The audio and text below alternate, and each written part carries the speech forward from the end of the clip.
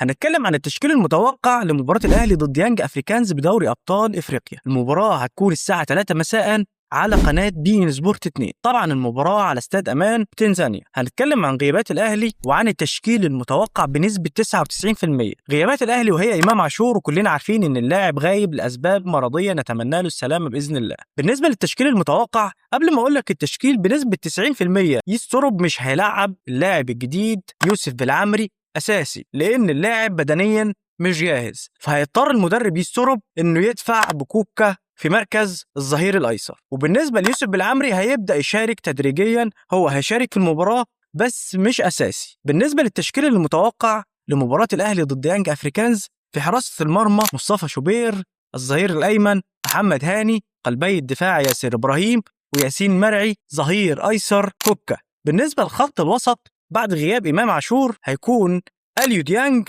ومروان عطية، قدامهم هيكون محمد علي بن رمضان. جناح أيمن هيكون أحمد السيد زيزو، جناح أيسر هيكون محمود حسن تريزيجيه، وفي رأس الحربة هيكون مروان عثمان أوتاكا. بس كده، ده التشكيل المتوقع لمباراة الأهلي ضد يانج أفريكانز النهاردة. لو عندك تشكيل أفضل من التشكيل ده اكتب لي في التعليقات، وما تنساش انك تتوقع مباراة الأهلي ضد يانج أفريكانز. هل الأهلي قادر انه يفوز في تنزانيا على يانج أفريكانز؟